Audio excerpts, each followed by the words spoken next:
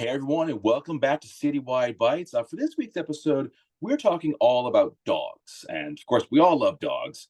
And this is all about how one dog named Milo and his owner overcame their very, very difficult past. The book is called Mattie, Milo and Me.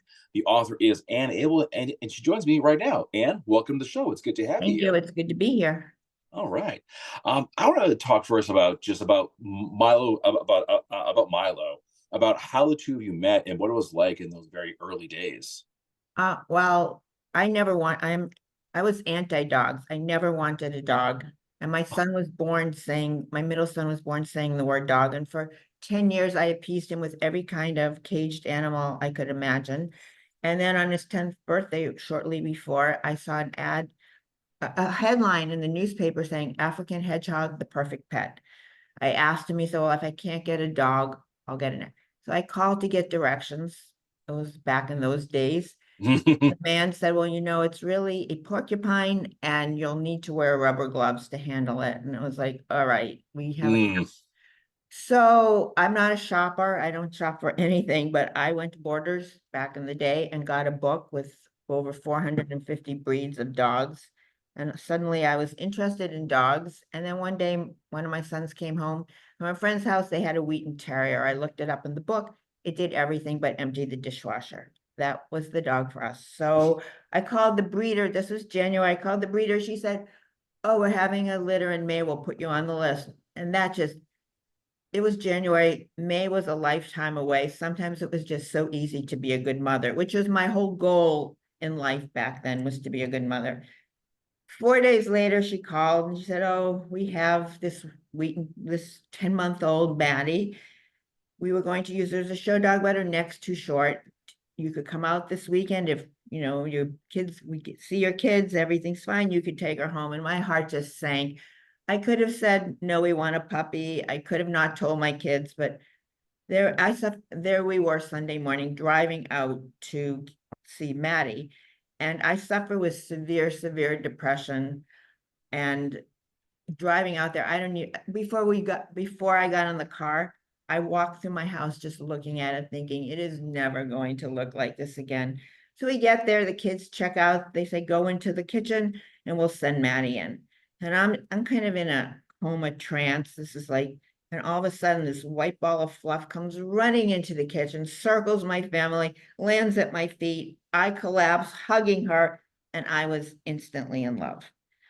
7 years later, we had her she was just perfect. She was just like a living hug. She required nothing, nothing. I mean, we'd let her out. She was like a living stuffed animal. And it was, I'd be working and I'd look at her beside me and it just really filled my heart. And it was great. And kids liked her, loved her. I loved her. 7 years later, I come home, I let her out, and she had a little electric collar. I let her out. Like 3 minutes later, there's a knock at the door. I still have my jacket on. It's a packageless, jacketless. This is December, UPS man. And he says, I'm sorry, ma'am. I just hit your dog and killed her. And I just collapsed to the floor.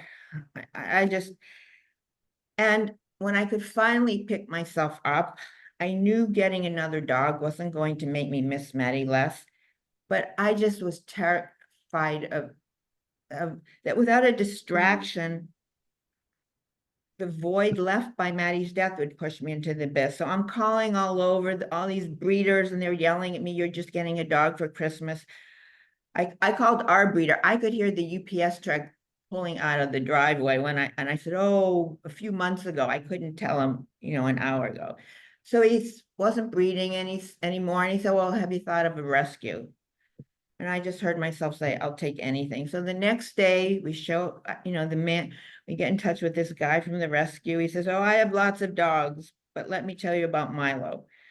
And he said, but if you don't like Milo, no problem. So we go out the next day. My kids were not really ready to get another dog, but I just needed it. And my husband and I called my therapist because we didn't want our kids to think there were one in high school, one in middle school, one in college. He didn't count. We didn't want the kids to think that living beings were just replaceable. And she said, you know what? They're old enough to understand you're always doing for them. This is a chance for them to do something for you. So we pick them up at school, tell them we're going to the rescue, and they understood. And we get there, and there's Milo in the meadow. He's like a sphinx, just the most beautiful dog I could imagine. And with so we took him. We got him the next day, and within a few hours, he bit both of my kids. I mean, and I had told the kids when we got Mattie, I do not want to walk dogs. I hate walking dogs. And the rescue guy said, "Oh, you need to, you need to take him for walks." I mean, he was a monster. He was biting the kids. He was prowling. It was horrible. But I just couldn't give him back. The rescue guy had shown us Milo on his bed of rags in the cage, and I just couldn't do it. And I'm not a dog person. I wasn't, but I just couldn't give him back. And people were for years, or they couldn't, they were, "Oh, Anne, it's amazing. It was so wonderful that you kept him." And I never questioned it. I didn't know if I could live with him, but I knew I couldn't live with myself if I didn't try. And I realized that growing up, my mother would tell me all the time, "I was only 22 when you were born. I didn't want to have you. I had other things I wanted to do." So as I've been talking about this book over the last months, I now realize that probably just subconsciously or unconsciously, I knew what it was like not to be wanted. And Milo, we were the third family in 18 months. I think subconsciously I wanted to do for Milo what no one had ever done for me. And so I spent 6 months going to school, I mean, doing all this stuff. And then finally we were ready to finish. And I was thrilled because I'm really not into dog stuff. And then the teacher said, "But Anne, your work with Milo has just begun. You have to take him into the woods every morning for an hour." And I will tell you, I hate the woods. I hate hiking alone in the woods, but I did not miss a day in 10 years. But I would let him go and I would be trudging, counting down the minutes. And then all of a sudden, Milo would just come soaring across the path, just being the being he was born to be. And I'd heard of empathetic joy from meditation, but I'd never really experienced it viscerally. But seeing him, I still get the chills when I remember those moments. And it just made me feel so good that I was able to take this living being from his bed of rags and give him a good life. I love that story. That's so good. That's so wonderful. Um, Now I understand that Milo, as you mentioned, Milo was very aggressive. He was difficult. Did the rescue place give you a reason for that? Had Oh, he been in? wait, the rescue, as I was bandaging my son's arm, Yeah, he said, "Mom, I bet they sedated Milo at the rescue when we visited." And I'm sure that's what happened. And the guy who actually ran the rescue, they got rid of him because he was like such a dubious guy and he did such, yeah, I don't know exactly, but they got rid of him. And I've been told, I have a new puppy now, but my trainer told me that she's heard that happens. yeah. I imagine. I imagine some dogs for whatever reason can be aggressive, whether it was past abuse or living situation. It's hard to say. Um, how were you able to get Milo to just be a part of the family? What did you find worked for him? Oh, it was, as I said, for 6 months, I went to class at the beginning, the teacher put us in a separate, he pulled me in front of a school bus once, on my stomach within the first couple weeks. I looked up and the school bus was the arm's length away from me. He chased everything triggered him, everything. And we actually had to go for an interview. The name of the school is What a Good Dog, exclamation point. And we had to go for an interview. So this was 10 days after we'd gotten him. I was counting down the days until the interview. And I had a long list of everything I needed help with. And we went, and this woman just looked, I mean, she wasn't a very nice woman, but she just looked at us and she said, "You have to give Milo back." So the head of the rescue knew you were vulnerable. He should never have given you Milo. If you don't give him back, you will regret it for the rest of his life. And we just marched out of that, my kids and Andy, and my kids got really upset. Why did you tell? I mean, the great thing about my kids, they didn't want Milo, but once we got him, they wanted him to succeed. And I just worked, I just worked. Early on, the teacher said I needed to de-trigger him. He would lunge at people, dogs. She said, you need to take him to a crowded place. And I said, okay, wait a minute. You're telling me to take this dog, who will bite, but I just put all my trust in her, which I think you need to do in a situation like this. Find an expert. So one day it was like 8 degrees out. We went for a walk, and then we ended up at this Bed Bath and Beyond near a mile from our house. It was February. It was so cold. We go in there. There was a lobby on the ground floor, and then you would take an escalator up to the store, and they had like picnic tables. It was February, but they already were getting. So I had all these chicken cubes in my pocket. I thought, why not? So I took off my coat. We sit down at this little picnic table.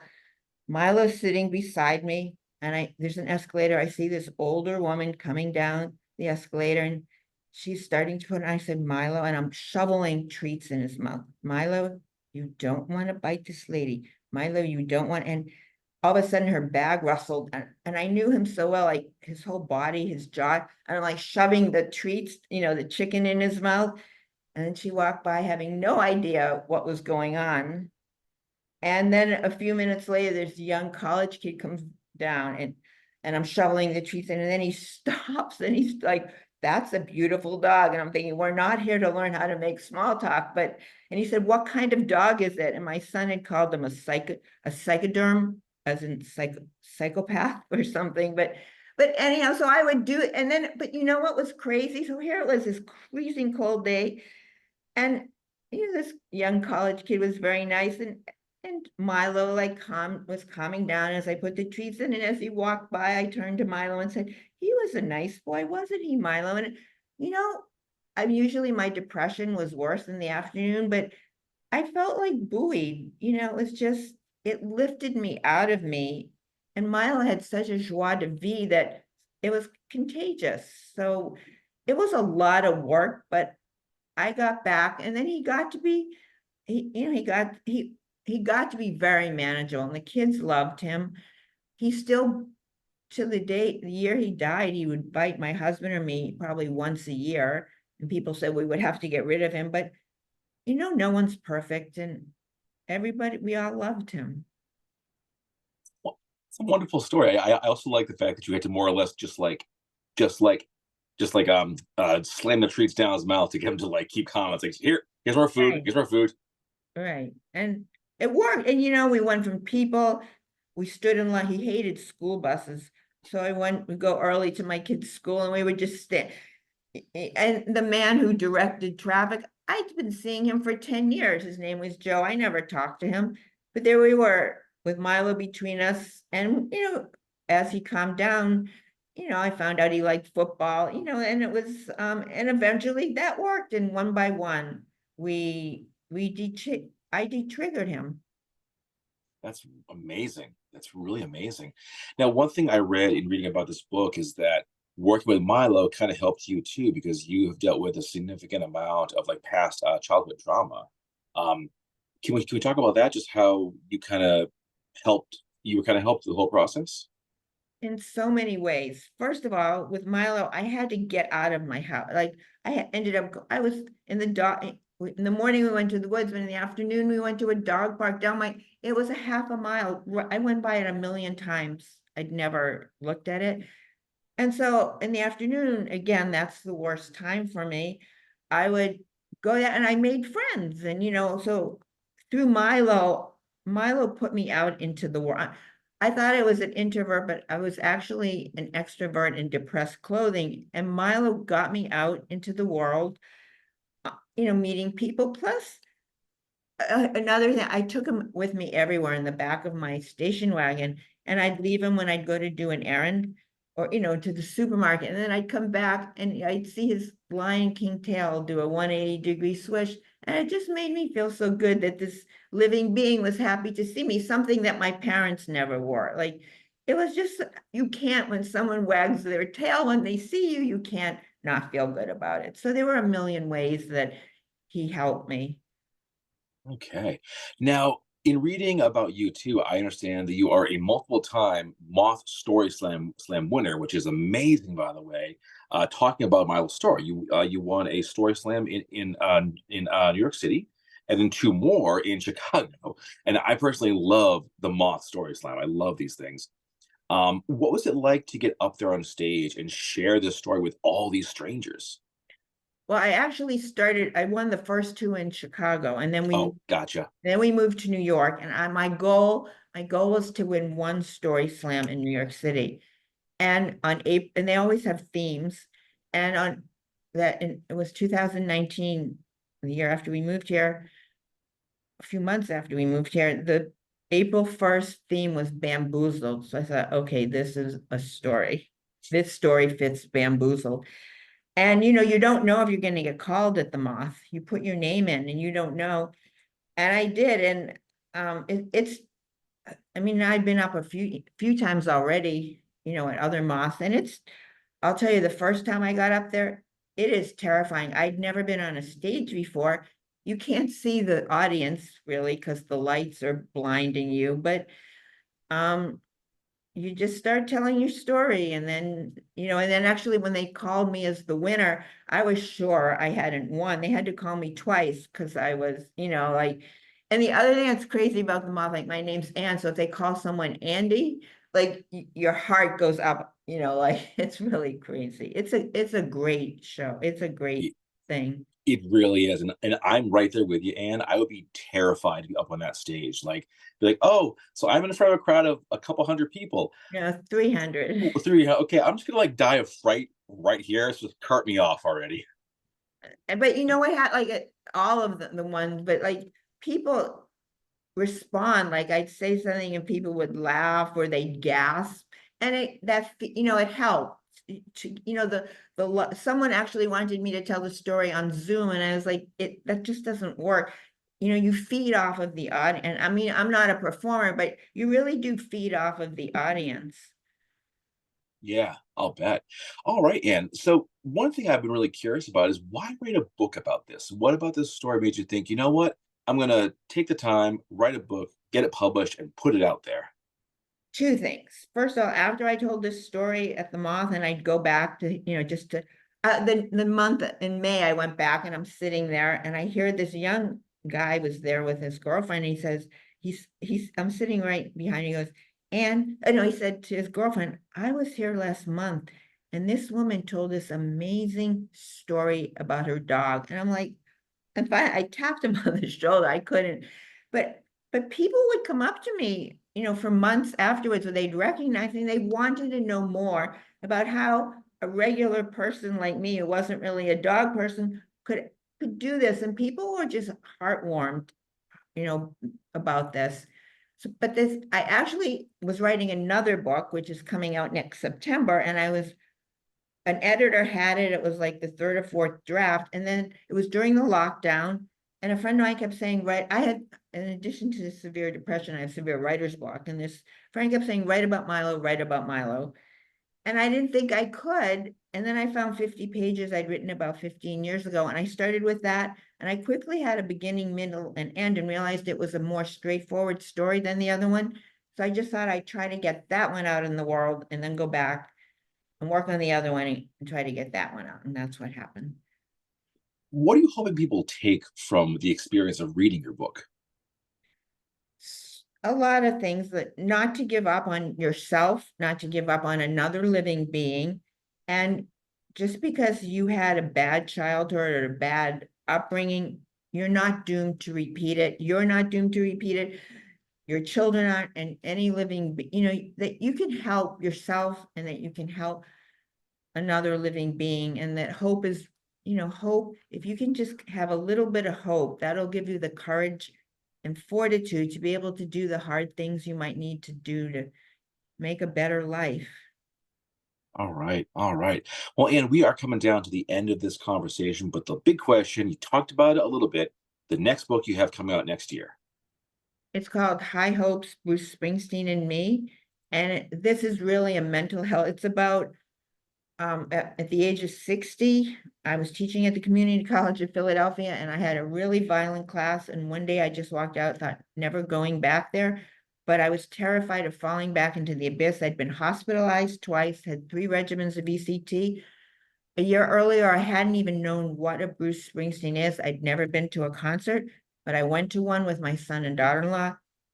And I drove home. I thought I had known that Bruce Springsteen was going to Australia in February. This was October. I hate to travel. I hate to be alone. I didn't go on this trip to change, but I went home that day. I booked the trip the next day. I was dreading it. I was going for structure and focus, and I went, and I came back a different person, and it changed the trajectory of my life. That is amazing, and I look forward to hearing more about it later on. But folks, that is the end of this episode. I hope you enjoyed it.